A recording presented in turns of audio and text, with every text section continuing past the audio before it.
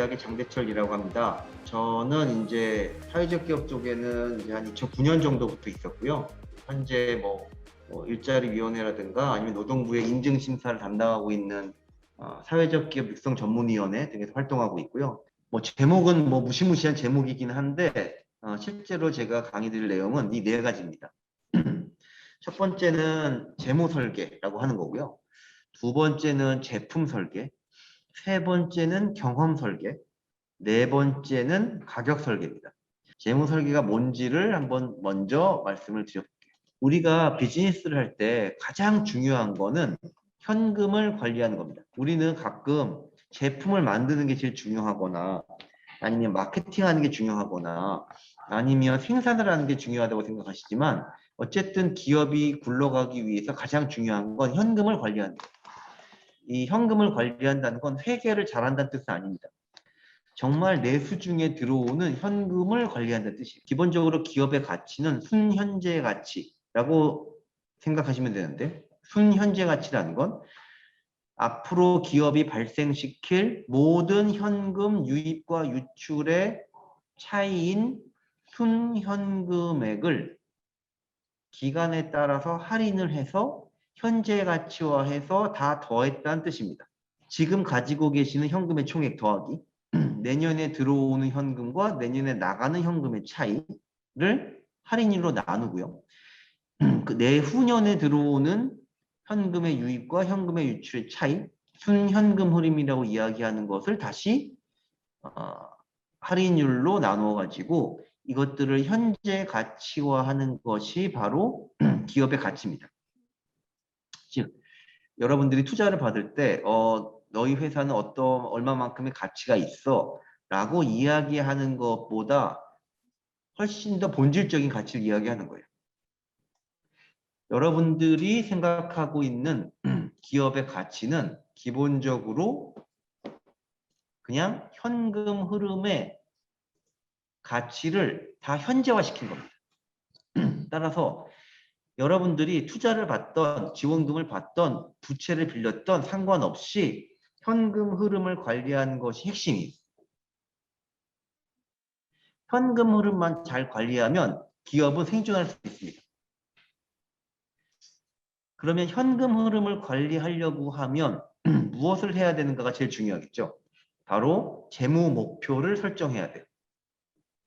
내가 얼마의 가격에 몇 개를 팔아야지만 이익이 나는지를 계산할 수 있어야만 됩니다. 실제로 이게 엄청나게 중요한데도 불구하고 이걸 계산해 보신 적이 거의 없으세요. 제가 오늘 드린 파일 중에 하나가 이제 이 재무 목표를 설정하는 파일입니다. 자, 그러면 제가 파일을 한번 열어서 보여드리는 게 빠를 거니까 자, 이 파일을 열어서 맨 위에 보시면 판매량이에요. 100개를 파는 거고 제품이 서비스의 가격은 10만 원입니다. 그러면 월 매출액은 자동적으로 계산이 되어가지고 1000만 원이에요. 그리고 판매 단위당 재료 단가가 어떻게 보면 재료 원가겠죠? 이게 6만 원입니다. 10만 원에 파는 건데 6만 원이면 좀 높을 수도 있어요. 다만 어쨌든 이렇게 가정하고 있고 그러면 총 재료비는 600만 원이 나와서 기타 변동 비용을 빼면 1000만 원에서 650만 원을 빼게 되는 거죠. 그래서 매출 총 이익이 350만 원이 됩니다. 그리고 이걸 만들기 위해서 2명을 고용하는데 최저임금 등이 최저임금 이상으로 인건비를 지출해야 되니까 한 250만 원 정도를 잡았어요. 그러면 총 인건비가 500만 원이 나오죠. 그러면 500만 원에 임대료라든가 전기, 수도, 교통비라든가 기타 비용들을 다 빼면 영업이익은 450만 원이 됩니다. 여기에 혹시 지원금이나 기부금이 있으면 더하시면 되고요. 이자를 지급하셨던 것과 같이 영업 외 비용이 있으면 빼시면 됩니다. 그러면 경상이익이 자동으로 계산이 되고요. 지금 적자이기 때문에 법인세를 내지 않겠죠. 그리고 따라서 법인세를 차감한 당기순이익은 경상이익과 똑같이 마이너스 400만 원이 됩니다. 자, 그럼 여기서 우리가 여기 지금 노랗게 되어 있는 값들을 고쳐서 당기순이익을 흑자로 만드는 것이 바로 재무 목표를 설정하는 거예요. 예를 들면 판매량을 늘려도 되겠죠. 어떻게 되죠? 당기순이익 0 됐습니다. 그러면 우리가 10만 원짜리의 판매 가격에다가 200개를 팔면 드디어 우리는 영업이익은 적자이나 지원금을 감안한 단기순이익은 0이 돼요. 이런 식으로 여러분들이 얼마를 벌고 싶다고 하는 단기순이익이 있고 그 단기순이익을 만들어낼 수 있는 가격 또는 판매량 또는 각각의 비용들을 어떤 방식으로 내가 설정해야만 되는지를 미리 목표를 잡아두셔야 돼요.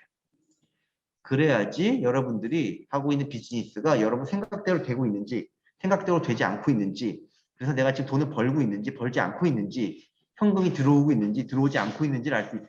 이런 방식으로 여러분들이 재무 목표를 설정해 보시면 되는데 여기에 이제 한 가지 지금 한 게 질문 1이고요. 두 번째 질문 2가 있어요. 여러분들은 이 사업을 하기 위해서 연구개발이든 아니면 초기에 얼마를 투입했을 겁니다. 이 초기에 투입한 비용을 5천만 원이라고 하면 이 5천만 원이 회수가 될 때까지 걸리는 시간이 바로 손익분기점에 대한 시간이겠죠. 여기는 월 200만 원 정도를 회수하니까 5천만 원을 투자한다고 했을 때 25개월이 걸립니다. 즉 한 2년 정도가 되어야지만 초기에 투자한 자본을 회수할 수 있어요. 자, 그러면 여러분들이 만약에 어딘가 누군가에 가서 투자를 받으면 어떨까요? 투자를 못 받겠죠. 5천만 원을 투자했는데 2년 뒤에 회수가 된다 그러면 아마 투자를 안 할지 모릅니다. 따라서 손익분기점에 얼마에 도달하는가 또는 내가 단기순이익으로 얼마를 벌 수 있는가 이런 것들에 대해서 여러분들이 미리 파악하고 있어야지만 투자를 받든 아니면 돈을 빌리든 아니면 매출로 인한 현금 유입을 증가시키든 하는 전략들을 짤 수가 있습니다. 이러한 전략들이 3번에 나와 있는 재무 전략이라고 할 수 있어요. 재무 관리는 결국 현금의 유입과 유출을 관리하는 것이고요. 여러분들이 꼭 나중에 목표 가격, 목표 판매량, 비용 항목들의 금액을 결정을 해서 흑자가 나도록 해주시고 앞의 과정에서 결정된 재무 목표를 달성하기 위한 전략을 수립해 주세요. 두 번째가 제품 전략인데요. 제품 설계인데 제품 설계라 그러면 뭐지? 라고 생각할지 모르겠어요. 근데 생각보다 쉽습니다. 제품 설계라는 건 제품의 속성을 파악해서 내가 각각의 속성별로 어떠한 값을 가지게 할 것인지를 결정하는 거예요. 에서 나와 있는 전략 캔버스라는 걸 활용할 수 있는데요. 노보노르디스크라고 하는 회사가 인슐린 주사기인 노보펜을 개발했습니다. 이 노보펜이라는 건 뭐냐면 인슐린 주사기는 인슐린을 막기 위해서 뾰족한 주사기에다가 인슐린을 넣어서 내 몸에 넣어야 되는데 너무 공포스럽죠. 심지어 저는 무서워서 렌즈도 못 낍니다. 이런 사람들한테 주사를 맞으라 그러면 혼자 주사를 놓으라 그러면 이제 필요함에도 불구하고 자주 걸르게 되겠죠. 그래서 쉽게 펜 형식으로 만들어서 이렇게 한번 딱 놓으면 맞을 수 있게 노보펜을 개발했는데 폭발적으로 팔렸고 전 세계 점유율이 50% 이상이 됐어요. 자, 그러면 기존의 인슐린 주사와 노보펜은 어떻게 다른가를 설명해야 되잖아요. 어떻게 다른가를 설명할 때 쓰는 방법이 이제 전략 캔버스라는 방법입니다. 전략 캔버스에서 가장 중요한 건 이 제품의 속성을 얼마나 많이 나열할 수 있는가예요. 가격, 불쾌감, 휴대성, 편의성, 순도, 무게, 길이, 색상, 모양 등등등. 이것보다 훨씬 더 많이 아마 속성을 나열할 수 있을 겁니다. 그럼 이러한 속성을 쭉 나열을 해서 각각에 대해서 어떤 값을 갖는지를 결정하는 것이 바로 제품 설계라고 이해하시면 돼요.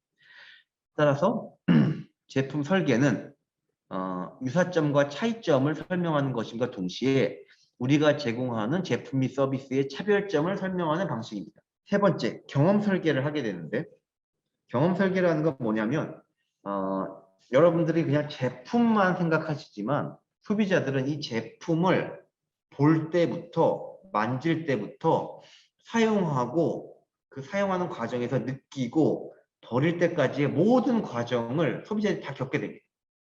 그 제품 하나만을 설계하는 게 아니라 소비자가 겪게 되는 모든 경험을 다 설계할 필요가 있어요. 소비자가 겪게 되는 모든 경험을 다 설계해야 되기 때문에 경험 설계라는 것이 필요하고요. 여러분들이 경험 설계에 대해서 고민을 해보셔야 되는데 경험 설계 분야는 경험은 어떻게 비즈니스가 되는가라는 브라이언 솔리스의 책을 토대로 제가 강의 자료를 만들었다는 점을 미리 공지해 드립니다. 고객 경험 관리라는 건 2003년도에 번트 슈미트 교수가 이제 이야기한 건데 고객이 크로스 채널에 노출되고 기업이나 제품, 브랜드, 서비스 등과 상호작용 또는 거래하는 것을 포괄적으로 관리하기 위한 학문 분과이자 방법론 또는 프로세스라고 정의했어요. 심지어 스티브 잡스도 고객 경험에서 출발해야 한다. 테크놀로지는 나중에 돌아와서 신경을 써도 늦지 않는다라고 이야기했어요. 즉 기술보다 고객이 어떠한 경험을 하게 되는가 훨씬 더 중요합니다. 따라서 우리가 고객을 대상으로 제품을 판매하려고 할 때 고객이 그 제품을 판매하는 전과 중간과 후의 모든 과정에서 어떤 것을 느끼는지를 생각해야 되는데요. 기본적으로 사용자 경험, 브랜드 경험, 고객 경험을 다 합쳐서 경험이라고 이야기하고 중요한 건 유용성입니다. 유용성에는 효용성과 사용성이 있는데요. 효용성은 필요한 기능을 제공하는가. 사용성은 이 기능을 사용하는 것이 얼마나 쉽고 즐거운가를 이야기하는 거예요. 우리는 보통 필요한 기능을 제공하는가에만 초점을 두는 경우가 많은데 실제로 그렇게 하면 사용성을 놓치게 됩니다. 아무리 좋은 제품도 사용성에서 문제가 생기면 팔리지 않는 경우가 대부분이에요. 따라서 사용자 경험 디자인은 고객이 회사와 그 서비스와 주고받는 모든 상호작용들을 다 포함한다고 생각하셔야 돼요. 고객의 일상적인 삶의 성격과 회사가 고객의 삶을 개선하는데 어떻게 도움이 될 수 있을 것인지까지도 다 고려하는 거예요. 생각보다 경험 설계의 영역이 굉장히 넓습니다. 우리가 고객 경험이라는 것을 설계해야 된다는 사실을 일단 알아야 되고 이 고객의 경험이라는 것은 고객이 느끼는 무의식까지 다 포함하는 거고 우리 제품을 처음 만날 때부터 마지막 떠나갈 때까지를 다 포함하는 거다 이렇게 생각하셔야 돼요. 이렇게 고객 경험을 설계하는 방법들은 여러 가지가 있는데요. 참고로 다시 한번 돌아가서 말씀을 드리면 경험은 어떻게 비즈니스가 되는가를 보시면 어떤 식으로 경험을 설계하는지에 대해서 더 자세하게 나와 있습니다. 오늘은 시간이 없어서 거기까지 말씀을 못 드릴 텐데 이제 한 가지 어떻게 하면 감동이 일어나는지에 대해서 생각해보는 시간을 가져보는 것은 매우 중요한데요. 이 내용도 순간의 힘이라고 하는 칩 히스의 책을 기본으로 강의 자료를 만들었다는 점을 미리 밝혀드립니다. 경험이 언제 강력하게 기억에 남는가를 생각하셔야 돼요. 우리가 경험을 설계하는 이유는 기억에 남기기 위해서입니다. 여러분들 머릿속에 여러분 제품이 떠오르지 않으면 제품이 팔리지도 않겠죠. 그런데 우리의 뇌에는 너무나 많은 제품이 들어가 있기 때문에 여러분들의 제품을 기억할 만큼 뇌가 한가하지가 않아요. 따라서 어떻게 하면 경험을 강력하게 기억에 남길 수 있을 것인가를 고민하셔야 됩니다. 가장 중요한 건 바로 언제 어떤 기억이 경험에 남는가예요. 가장 중요한 타이밍은 피크와 엔드입니다. 피크는 어떤 경험의 절정이고요. 그리고 어떤 경험의 마지막이 가장 중요하다는 거예요. 근데 우리는 착각하는 게 뭐냐면 첫인상이 끝까지 간다고 생각하시는 경우가 있어요. 거의 대부분 그렇지 않습니다. 절정은 피크는 중요할 것 같은데 처음과 마지막 중에서는 처음보다는 마지막이 훨씬 더 중요합니다. 그런데 제품을 판 뒤에는 우리가 마지막에 대해서는 잘 생각하지 않는 경우들도 많아요. 과연 여러분들은 여러분들의 제품을 사가지고 가는 고객들이 감동을 받는다고 생각하시는지, 감동을 받으면 왜 받는다고 생각하시는지, 어떠한 포인트에서 고객은 눈물을 흘리게 되는지에 대해서 잘 이해하지 못하시는 경우들이 많아요. 그냥 단순히 제품이 좋아서가 보통 아닙니다. 따라서 이런 결정적인 순간들, 예를 들면 보통 승진, 등교 첫날, 프로젝트 종료, 퇴직, 뭐 등등등도 있고요. 아니면 뭔가 부정적인 경험들도 있을 겁니다. 이러한 전환점이 되는 시점에서 여러분들은 고객 경험을 잘 가져가야 돼요. 예를 들면 여러분 가게에 잘 들어오지 않는 이유가 뭐죠? 들어오지 못하도록 되어 있기 때문에 그래요. 여러분 가게에 들어오는 순간을 행복해지도록 만드는 노력을 할 수도 있습니다. 여러분 가게에서 여러분 가게를 둘러보는 경험을 신나게 할 수도 있어요. 여러분 가게에서 구입을 했을 때 빵빠레가 터질 수도 있고요. 그걸 들고 나갈 때까지 너무나 행복하게 그런 기분이 유지되도록 할 수도 있어요. 여러분 제품을 사갈 때 초콜릿을 줄 수도 있고요. 여러분 가게를 문을 나갈 때 축하합니다라고 하는 노래가 들릴 수도 있어요. 그런데 여러분들은 이 모든 것들에 대해서 잘 생각하지 않는 거죠.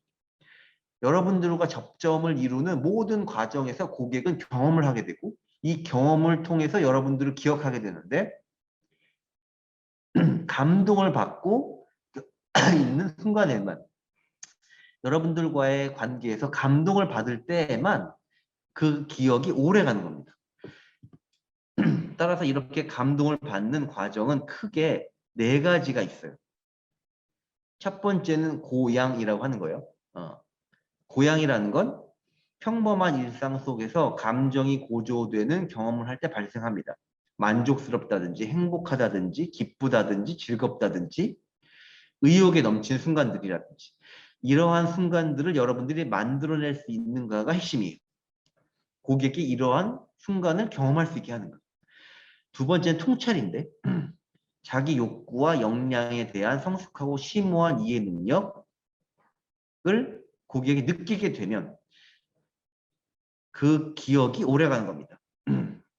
따라서 통찰을 느끼게 하든가 고향을 느끼게 하든가 긍지를 느끼게 하든가 교감을 느끼게 하는 것이 고객이 경험을 통해서 감동을 느껴서 여러분들의 제품과 서비스를 오래 기억하게 하는 방법이에요.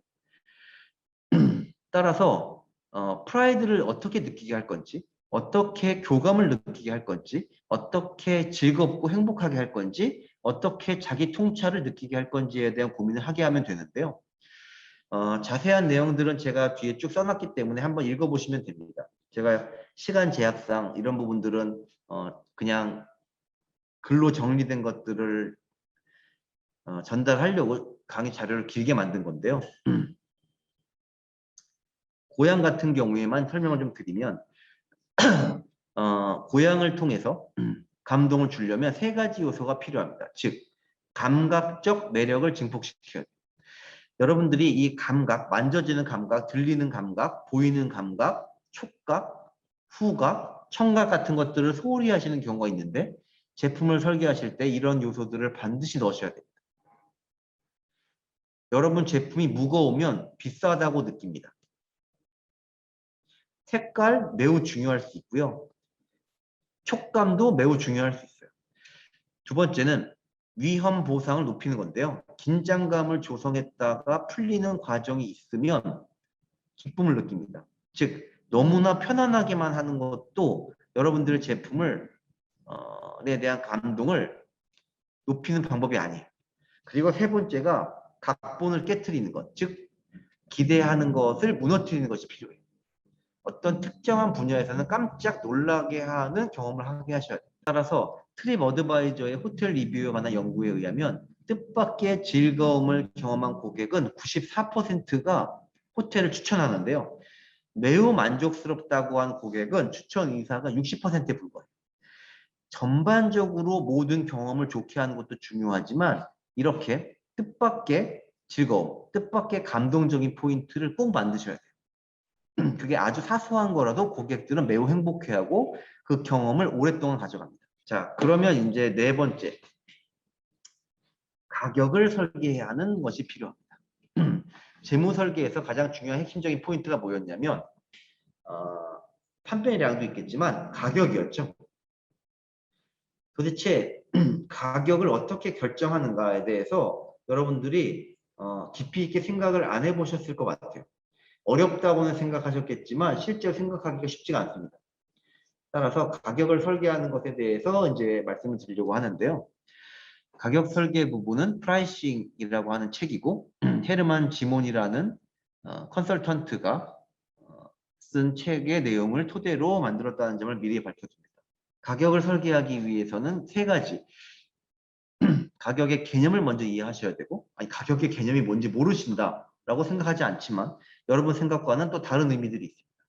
두 번째, 가격 결정의 심리학을 공부하셔야 돼요. 가격이라는 게 논리적이거나 이성적이지 않다는 걸 이해하셔야 됩니다. 그리고 세 번째, 그럼에도 불구하고 어떤 방식으로 이성적으로 합리적으로 가격을 결정할 수 있는지를 공부하셔야 됩니다. 가격이라는 건 기본적으로 수요와 공급이라고 이해하셔야 됩니다.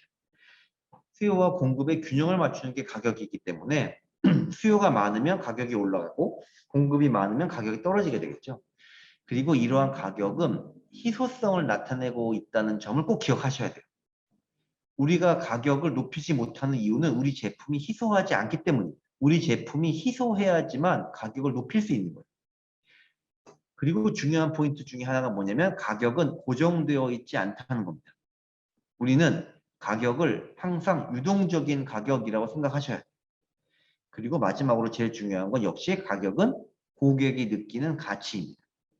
우리가 판매하고자 하는 가치가 아니라 고객이 느끼는 가치. 즉 고객이 지불할 의사가 있는 것이 가격이기 때문에 여러분 제품을 100원에 만들더라도 고객이 그걸 10만 원의 가치를 느끼면 여러분은 그걸 10만 원에 팔 수가 있습니다. 근데 여러분들이 100원밖에 안 들었기 때문에 고객이 10만 원에 살 수 있을지 없을지에 대해서 굉장히 불안해하세요. 그래서 100원짜리 또는 1000원짜리를 가지고 제품을 만들게 되면 가격을 2,000원이나 3,000원 정도로밖에 책정을 안 하세요. 하지만 사실은 고객이 10,000원을 더 지불할 수 있고요. 10만 원을 지불할 수도 있는 겁니다.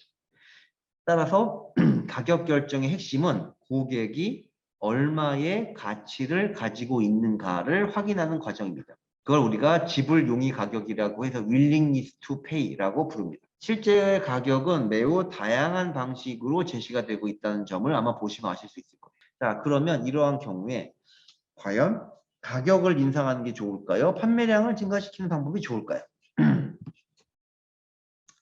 만약에 가격을 20% 인하한다면 인하 전과 같은 수준의 이익을 얻으려면 공구를 얼마나 더 판매해야만 되는가를 생각해 보시면 돼요.